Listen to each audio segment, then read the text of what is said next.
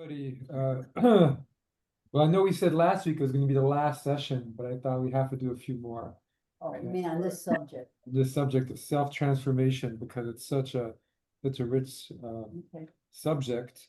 And what we were doing is on the way to Shavuot, as we were going through the process of the Omer, part of receiving the Torah is, you've got to work on yourself to be able to receive new wisdom. And we talked about anger, and we talked about a spiritual approach to eating food, and we talked about all kinds of things. But now that we've received the Torah of Shavuot, doesn't mean we stop working on ourselves. We might as well Yes, we continue have to on be it, kind and patient. kind of patient and working on all the different things.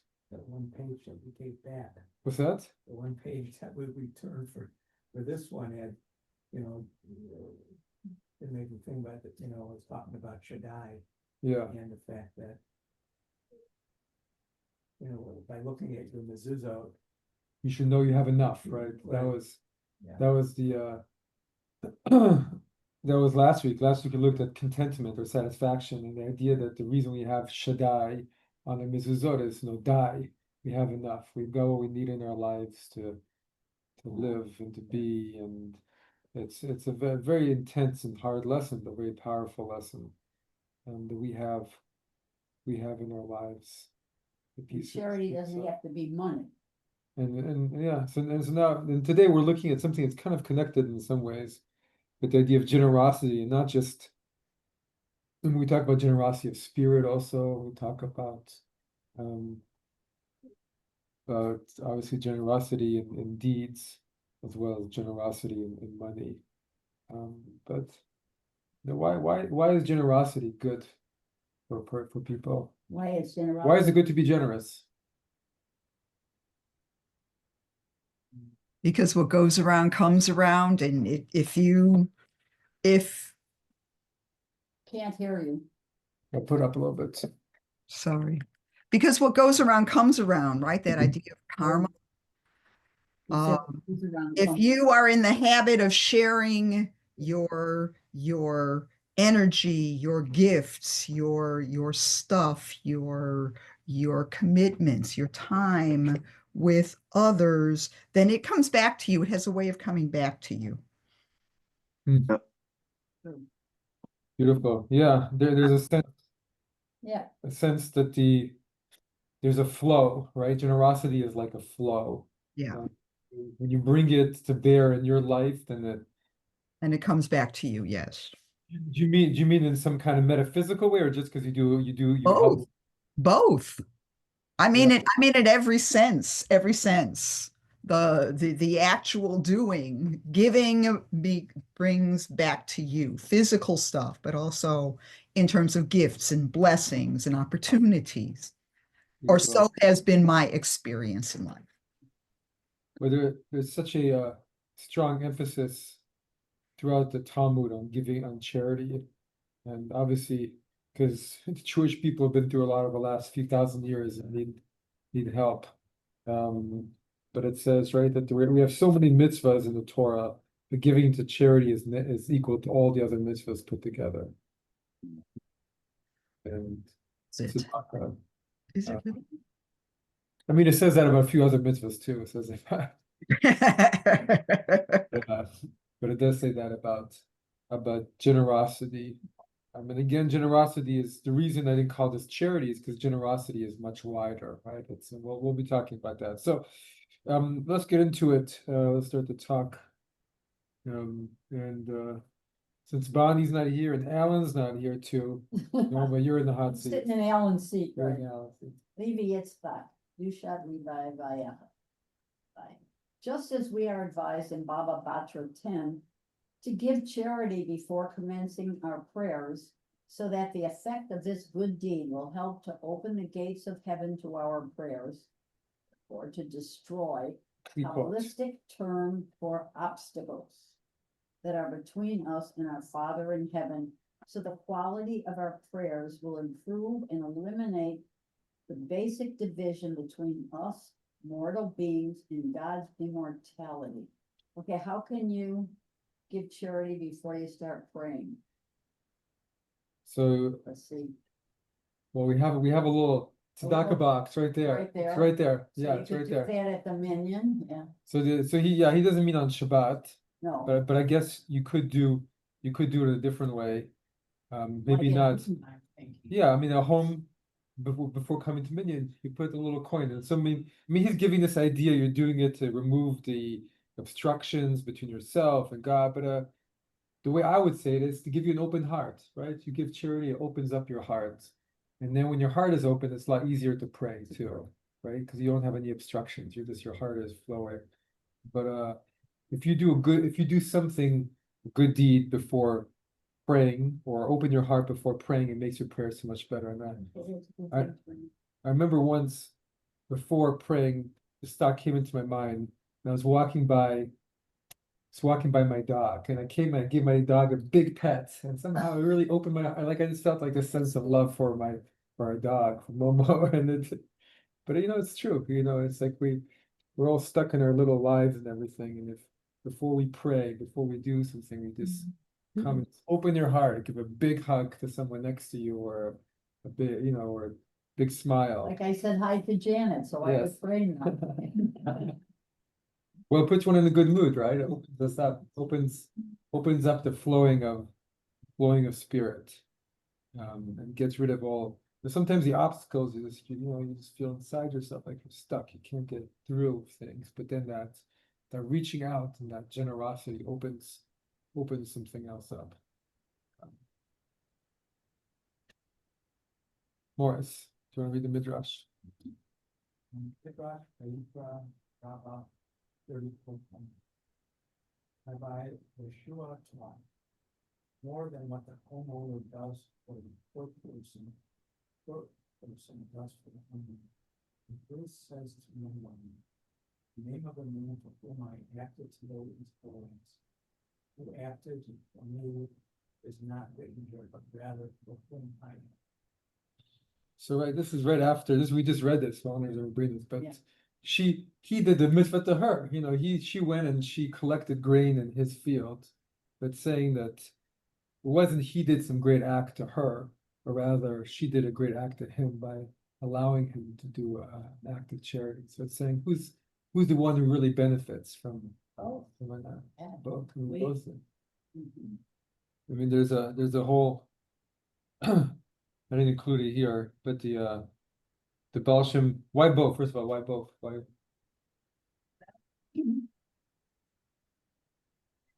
Ruth was able to get the Great.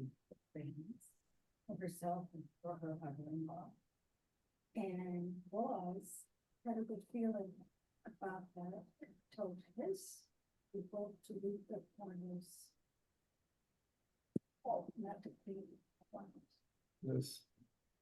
Well, there's a teaching by the Baal Shem Tov. It says that when you give charity, it's the coin is a letter Yud, the hand that's giving is a letter Hey, the outstretched arm is a letter Vav, and then the receiving hand is a letter Hey. So It's in that Kabbalah chapter this week. oh yeah, the last week, whether it is, yeah. I mean, of I course, actually, go ahead, yeah. I was just going to say, it's really hard to hear Yes, yeah. anybody except you. Really? Okay. Yeah, Oh, you know what? Because it's not on the right microphone. okay. You hear better. You hear better now? Let's see, Maury or Janet say something and I'll tell you. Okay. Yeah, it's Yeah. people, it's not you, it's the other people in the room that are hard to hear. I think it should be fine now because I changed it from to a different microphone. It was on the laptop, which was very far from Janet, so it should be better. Now, But Yeah, so, I think so. but Thank that you. teaching, sure, of the Baal Shem Tov giving a coin and the receiving and the giving, it's saying that it's like there's a flow that happens, right? It's like Boaz and Ruth, and when they did this, it brought goodness into the world. It brought, what's God's goodness, right? So it brought, when you do this, it creates something special in the world, both for both parties, but it brings in something into the world that's a value for both.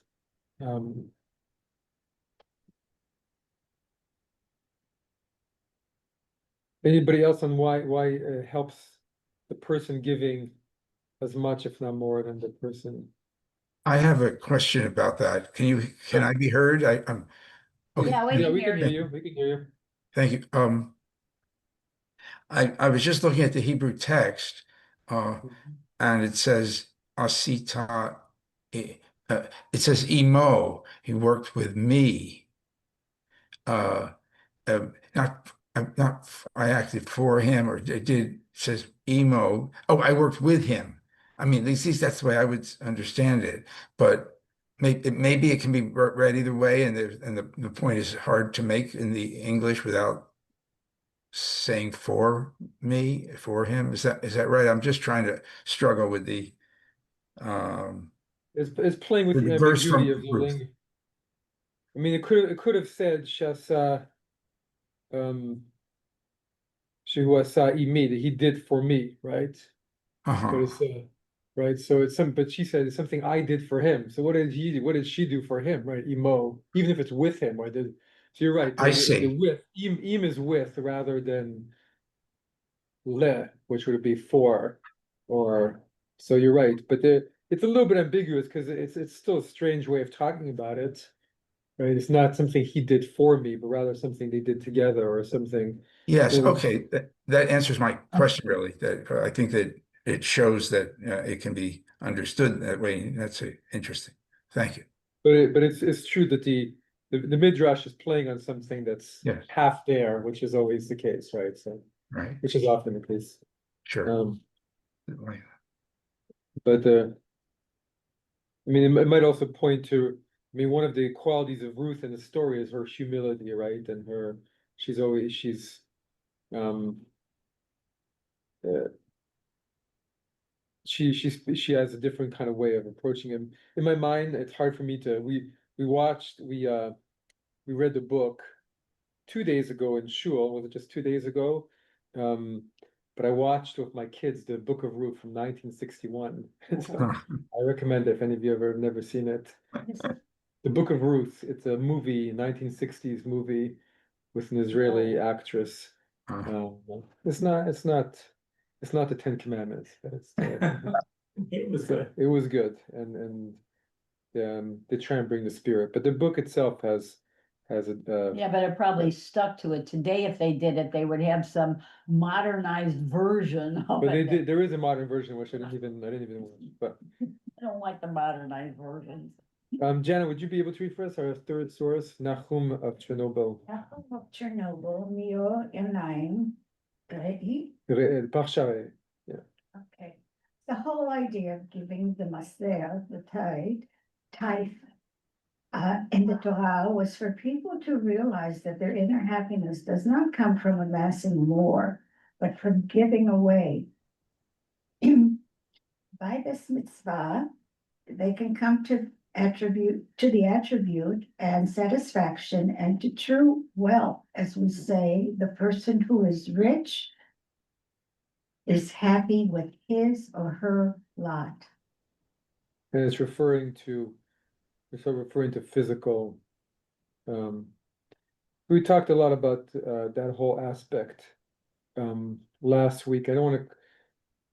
We had a whole conversation about being content with one's lot or not, and it's easier to say when one has what we need than when you don't have your needs. And we had the whole conversation, but um, here it's talking about that we can get more into this idea that um, we think that happiness comes from amassing more. I mean, that's just built into human beings.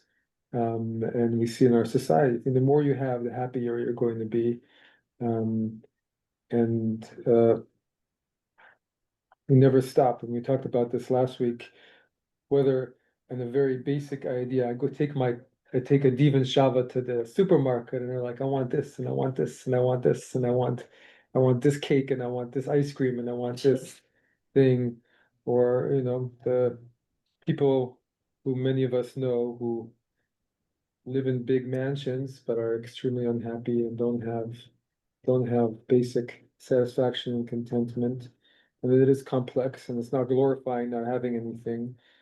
But for the Hasidim, who, unlike us in our modern world where we do have many pathways to amass, they had no pathways, they had nothing but, the toil of their hands in the ghettos or in the shtetls. And so, and for 2,000 years, Jews did not often have a path to amassing more. And so the constant hunger for that was not helpful for them. And so we have this 2,000 years of teaching about being satisfied with your lot. But here the idea is even more about, we think happiness is in that, but there's actually a greater happiness in giving than there is in amassing. Yeah. So there's a happiness in giving when you give, you're able to give to others. And there's a whole teaching, I can't remember where it's from, but it talks about that for those who are blessed with wealth, that it should be like water. If you keep it flowing, it doesn't dry up. You keep giving it away. Not can give everything away if you have nothing. But I think of Rabbi Shlomo Karlbach, and he was known for this, and so he was in his heyday, he was really a very well known singer, and he'd go to these concerts, and they'd give him his check, and here's a check for back then a lot of money, a few $1,000s and some person would come up to him and say, they would call him the holy beggars. Come here, Shlomo, I've never been to the land of Israel. Can you pay for my ticket? And he would say, here. You can do it. He would do it. He'd sign over a check, go to Israel, or I can't pay my rent. Wasn't very good for his wife and his daughter, but they also did okay. But him was even more, too much like water, but the sense of that open heart generosity. And for him, at least, he had his issues too, for sure. But didn't it say But charity begins at home? Isn't that a saying? Charity does begin, well, you got to take care of your family for sure, the best you can. But there's a power of open hearts is irresistible, right? And I mean, Shlomo attracted hundreds of thousands of people who just felt the power of that open heart, to find comfort and consolation, and that generosity of spirit, which often comes with the other as well. Would someone online like to read the next one? Number 4. Sure. I'll read. Okay. Rabbi Nachman, drawing complete divine providence is impossible unless one first shatters the desire for money. Its shattering is achieved through charity. For it is taught in the Zohar 3:22-24a, a ruach descends to allay the burning of the heart. When the ruach wind descends, the heart receives it with the rejoicing of the Levitical song. Ruach corresponds to giving, charity, which is indicative of a generous ruach, spirit. With this ruach, the burning desire for money is cooled. This corresponds to Psalm 76:13. He shall cut off the ruach of the nobleman, because the ruach lessens the desire for nobility and wealth. The Levitical song corresponds to engaging honestly in the give and take of business. He is happy with his lot and does not run to get rich. This is because song corresponds to the give and take, as is written, take up a song and give a timbrel, Psalms 81:3. And rejoicing refers to the one who is happy with his lot. And this is the aspect of the incense. It binds the hearts burning with the ruach. This is the meaning of incense makes the heart rejoice, Proverbs 27:9. It also corresponds to Deuteronomy 33:10. They shall place incense in your nostrils, because the aspect of incense nullifies the curse. By the sweat of your you will eat bread, Genesis 3:19. So he's doing a lot of complicated Torah, It is. but there's interesting imagery here, and the basic idea that he has, right, is that the desire for money is what cuts us off from providence or from from godliness, from the universe, from connection to others. Because it's what makes that you put all your when all your mind is on money, it's hard to have your mind on other things. And how do you stop that when you have it? I mean, it's it's very strong, and I have a family member, extended family member who did really well for themselves, but then they had a stroke when they were 60 years old, and no, he no longer everything he'd spent his whole life working towards couldn't enjoy it in his mind, and he no longer was able to really concentrate on on his relationships. But you saw where was his mind? It was on everything he spent his whole money. So you'd go to visit him, and he wouldn't be like, "I'm so glad to see you." He'd be like, "This painting is worth $20,000, and this table is worth $40,000." Now that was like the reoccurring trope, because that's just where what your mind, what you train your mind to do, that's what your mind does eventually. And so it was very sad. Yeah, Howard and I went to a party once on this beautiful rooftop in the city and introduced to this man. And he spent the next 10 minutes telling us how much money he had. It was like disgusting. I didn't even know this person. Why didn't he tell me something interesting about himself? He just kept saying, "Oh, I just bought this house for X number of $1 million, and I took this trip that and it's exactly the same thing." And so it made me want to get away from him. Yeah, and if that's and it's like, once you're in that mode, it's hard to not break free of that. And we all have, I mean, it's easier that feeling of wanting to get more materiality. Right. With my kids, it's easy, right? Say, "No, you can't have that ice cream." We move on to the next thing, and they complain for a second, and then they want the other thing. Say, "No, you can't have it." And so eventually, they don't have, you don't have Get it. But if you've put your whole life, this is the only thing that matters, and we all have this. And for the Hasidim, this is a really big idea that, or that the desire for money cuts us off from the other more valuable pursuits. And so this is interesting. How do you stop that desire? By being generous. And that when you go into that generous mode, it cuts off that desire to amass, and instead it shifts it, right? And it's like, and actually this relative that I was talking about Wilson could be at times an extremely generous person too. And in those moments, the heart was amazing. I always felt such an open heart. And so it's talking about how it's almost like the spirit of generosity is a ruach, right? It's a spirit. And when that ruach comes upon you, then it just changes your whole being, right? It changes your whole mode, makes you feel completely different, right? Ruach descends to allay the burning of the heart. When the ruach descends, the heart receives it, rejoices, the Levitical song. So it's almost like when you're generous with someone, and we'll get to the last source of test, it's got to be real generosity, and so when you're really generous with another person, and for some people it's not as much in money. Some people have a lot of means, and they give within their means, and they don't. For some people, it is a very powerful gesture. For others, it doesn't open their heart because it's just become a habit. But when you do something, when you really help another person, that generosity, it really is like a rejoicing, right? You feel good in yourself. You feel a joy from the act of we're just human beings helping each other in this difficult world, and being kind and seeing another person where they are.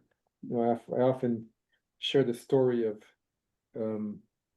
being part of this conference in Israel it was for world religious leaders.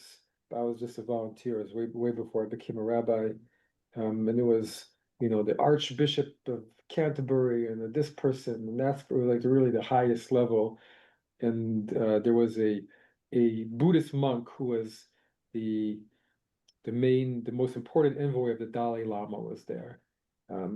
He was a pretty young guy, but it was first time in Israel, and I was trying to help him out. It was a 3-day conference, and on one day, the volunteers had to get up early to set things up. And so I got up early, and I was just in a bad mood or something, and somehow he saw it. He looked at me, he was across the room and he saw it, and he came up to me, he grabbed me and he gave me a big smile, and then he walked away. And I thought that's generosity of spirit, it's a kind of giving, that kind of thing changes one's day.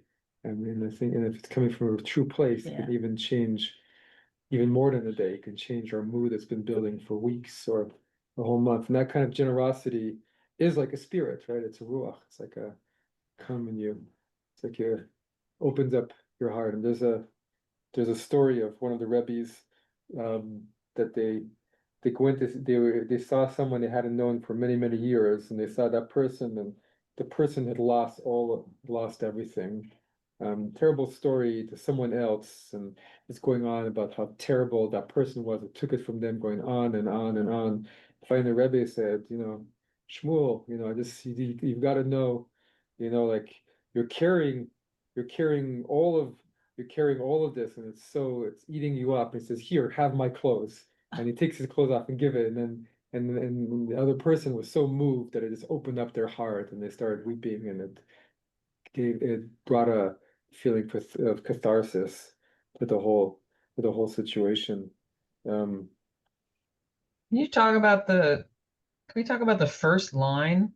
Drawing Yeah. from divine providence isn't possible unless you first Mhm. shatter the desire for money. So Mhm. is that saying that somehow God is going to, you can be closer to God? God's going to intervene more in your life? I mean, what are they really saying? So that's a very powerful Hasidic idea, that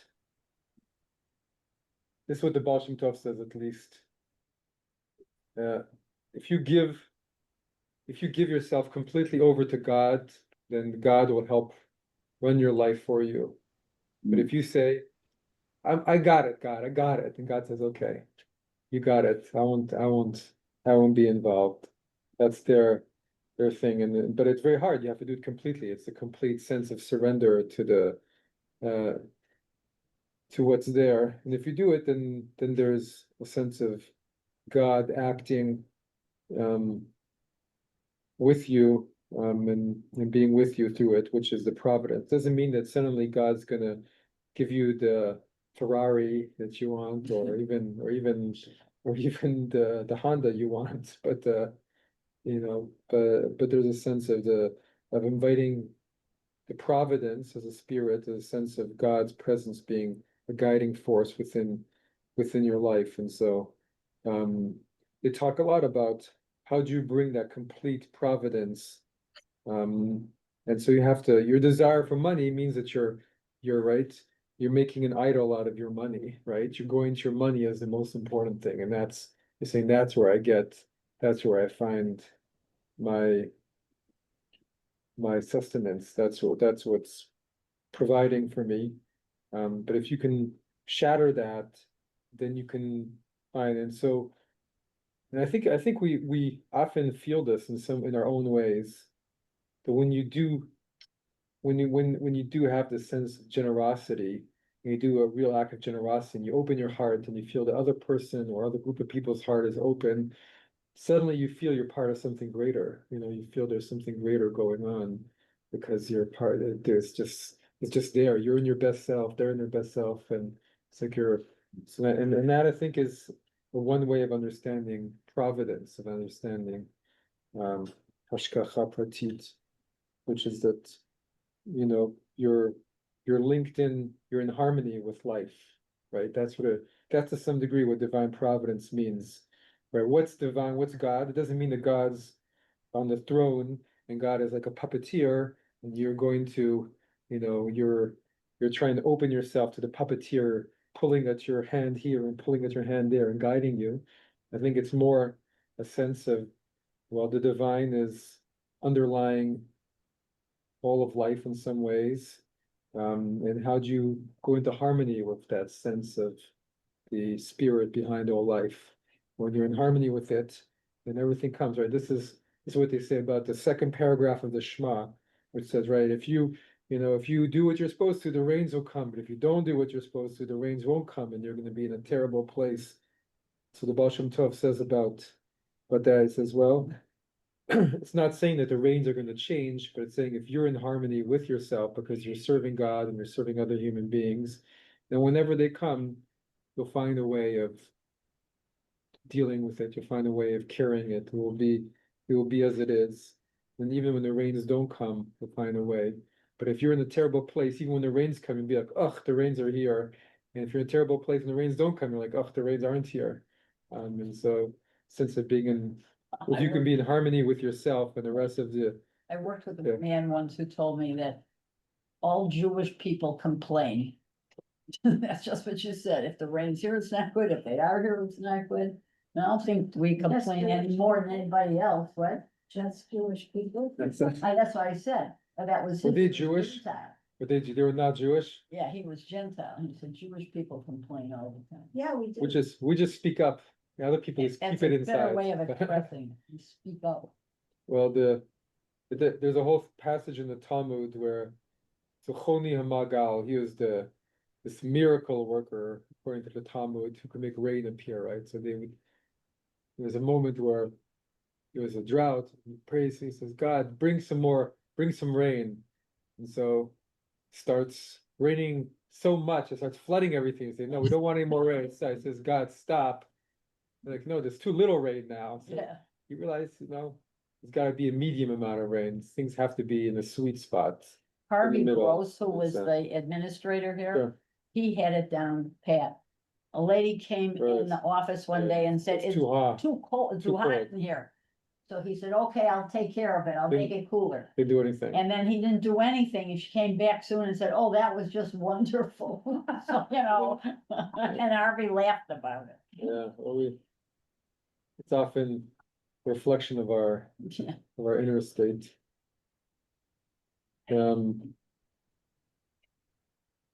I think generosity, whether it's material or and this is on the heels of what has already been said. I'm not saying necessarily anything new, but I think when I think of it, it's a matter of creating connection with the human race and humanity. And it's I think something that Nancy said earlier, even too, it kind of, you throw good things out into the cosmos and good things come back. But I think so I'm just going to share an experience I had. So, Sure. I have this, when I was working downtown, I had this thing where if somebody was asking for money, I would give them $1, as long as I had $1. When I ran out, that's all there was to it for that day. And there was a man, when I was working at Chase, there was a man, I would see him every single day. He was a homeless guy. And so I gave him $1 and we would, I would greet him, he would greet me. And this went over for a few years. And then I got downsized from Chase and I saw him going to the train one evening and I said, hey, you're not going to see me anymore, after such and such time, I've been downsized and blah, blah, blah, blah. And, here's a homeless guy. I'm in a nice suit, briefcase, the whole 9 yards, right? Very different social strata.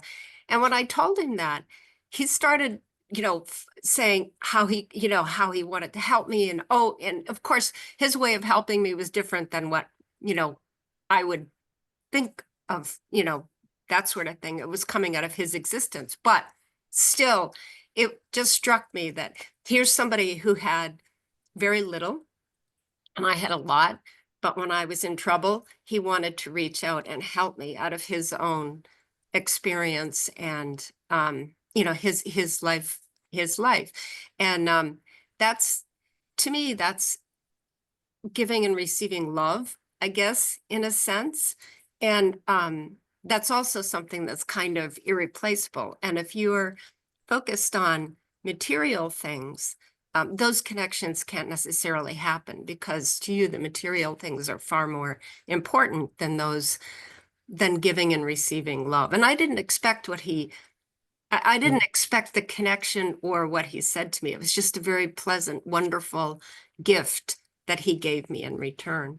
And I also want to say, I think I think the purpose of mitzvah isn't to be a burden per se, but it's to open us up to the divine. It's to, because in my concept, or at least when I think of myself, I have lots of warts and things like that, and need to be improved and need to be a better person and need to connect better with the divine. And when I do good things, a variety of good things, it opens my heart. Not that the thing itself makes me better, but in the doing makes me connect more with the divine. I don't know, so anyway, those are my thoughts. Well, beautiful. Thanks for sharing. Well, the in Aramaic, the root of mitzvah means to attach, and so some of the teachings is that a purpose of a mitzvah is to attach us to the divine, right? So whatever the mitzvah is, it's attaching us. So I love your story of and it's amazing you remember it all these years later, right? You remember that story. That story stuck with you, and that's a moment that stuck with you. Why? Remember when we were when I was in Nepal for that year doing social justice work, and my brother would spend 4 years there, and he would always say that, every year they get twice a year, they get a fresh batch of volunteers from Israel and around the world to help, one of the poorest countries in the world.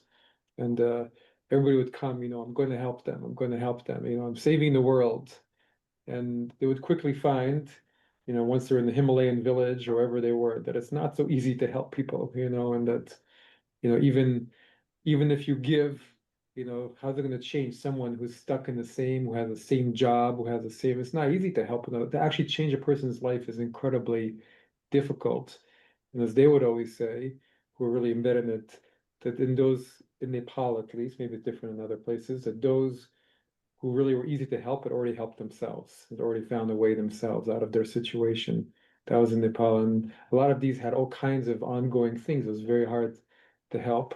And what they often found at the end of their 4 or 5 months is that they'd been helped more than the person that they'd gone to help, and that it was the interaction between the two, of the meeting of cultures, different lives, and sharing, that was the most enriched. And so maybe they were a little bit helpful. They brought some agricultural know-how that helped a little bit, or they came and helped the food supply for a while. But Nepal, a lot of this was caste system, and they were stuck in jobs for generations, and it's not so easy to get even one person out of it, and there are hundreds of thousands who are in the same place. And so it was the interaction of the two, and that moment that was life-changing for them, and for the person who was being helped, they got some kind of physical relief for a while. Hopefully it helped their life in some way. For the person who came to help, a lot of them ended up going in this direction for the rest of their lives, open up a life of service, going back to Israel and other places. And so it's okay, go My ahead. experience as well. Yes. Mine as well too, Charles. Aren't you a Peace Corps volunteer? Ex-Peace Corps volunteer? Yes. Yeah, to Ecuador. No, well, other places, but Costa Rica it was an eventually. experience, and there were things even if it's a small thing, if you sow a seed over the years, it may grow and turn into something else. So you may not see anything instantaneous. And I've seen those examples when some of my members of my group went and helped some folks restart a reforestation project. Very modest, but over the years, when my brother-in-law happened to be in that area years later as an assessor to the central bank, he said, "Well, someone sowed a seed." I said, "Yeah, it was probably us." And this whole area is reforested, and they've developed from that a renewable resource industry Oh, wonderful. that's helped so many people. So sometimes you can't really minimize what your effort is. You may not see it immediately, and it may be you give somebody $1 or $5 or $10 when they really need it, and maybe that helps them get over a rough period, and then they can move on to something else. That's the way I feel. I know I've been through difficult times, and now that when I get into a better situation, I reflect, and so that's more or less how I focus when I help other people. I provide my modest contributions to some charity. And Mm. so, Yeah, you never know. And the no, fact, I don't know. There was another one, a gentleman in my group who went from Chile to Paraguay in the Peace Corps. One of his daughters, he went through a rough time because one of his young daughters died from infantile diabetes while he was in Paraguay. And that motivated him to go found a whole series over the years. Now it's been more than 50 years developing a little bit at a time, a series of one-room classrooms and health clinics in the out in the way out into the jungle in very poor places in Paraguay, and that certainly had an impact over the years as far as the general health of the folks in that area and the children.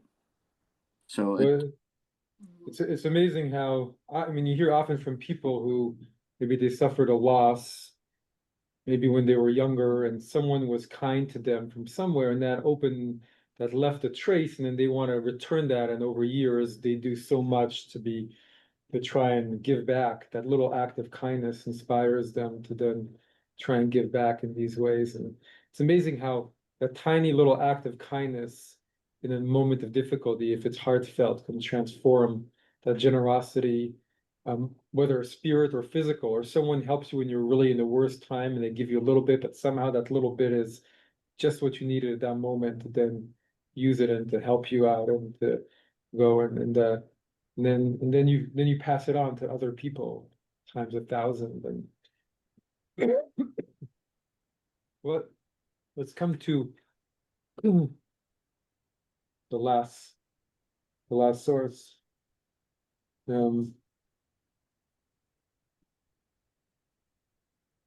Someone online like to read number 5?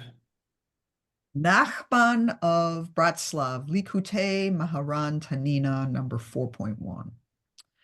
When we give charity, the main task is to break our instinct to be cruel and turn it into loving kindness in order to give generously. When a person who is kind by nature gives charity purely out of instinct, it cannot be called an act of service of God. Why? Because they're kind by nature? In order to fulfill the mitzvah of charity in the proper way, one must first experience the battle of breaking his natural instinct to be cruel and turn it into love in order to give to charity. So charity has to be given out of love, not guilt or obligation or some other personal Well, motivation.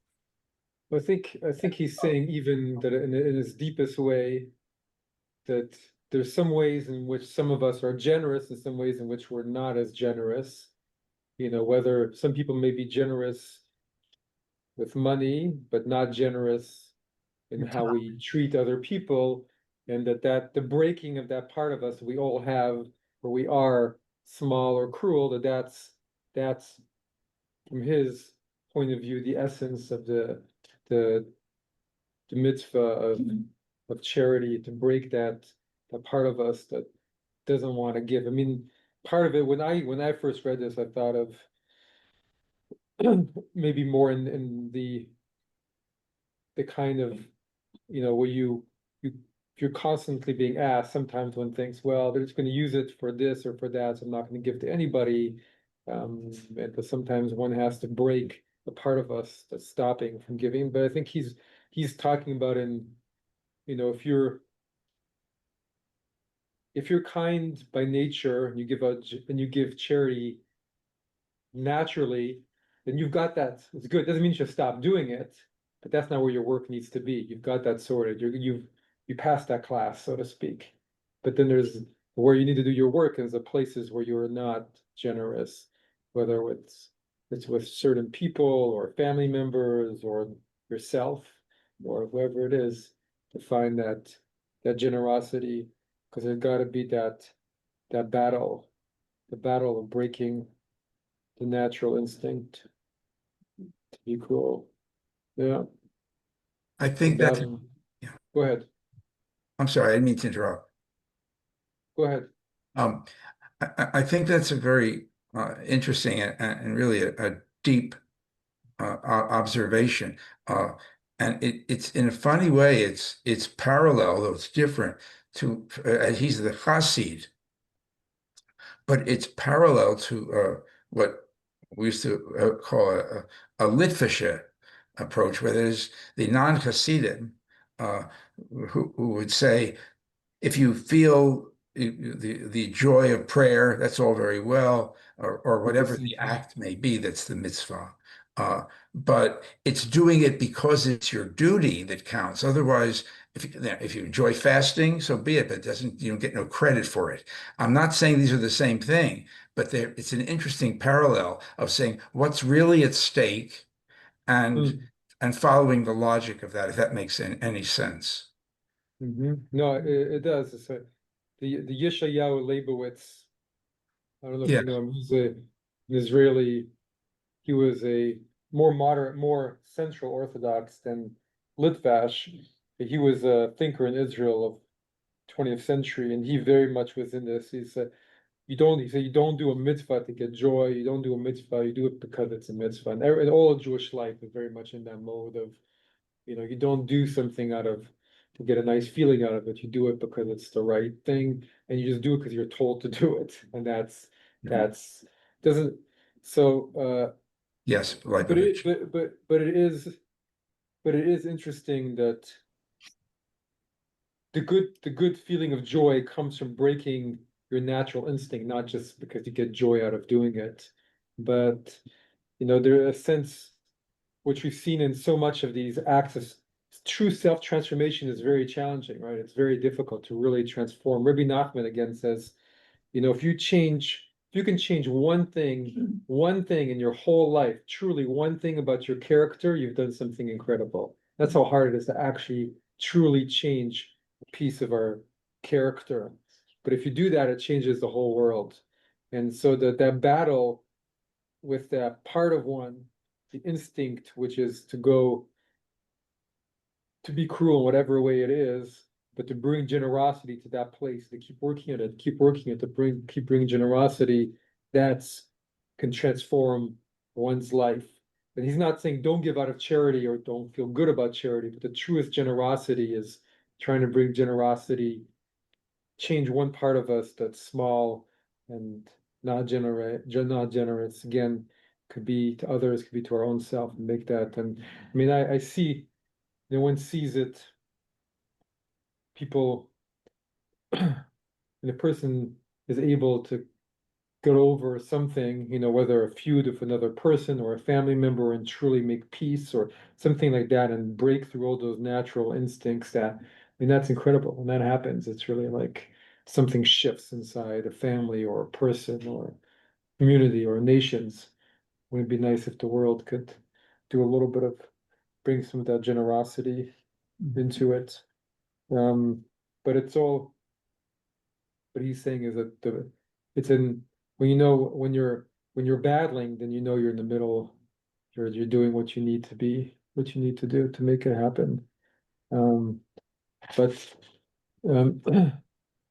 we bring it all together. The sense that we're here to try and be vessels for that spirit of generosity in our world, and let it flow between us as best we can. And where there is a blockage, to work on the blockage and try and let that generosity flow ever further. Off. Off. Yeah. Say again? I've got a dog here. Oh, okay. I was like, I don't know floss. I said, but it's like a wind, it's like a ruach.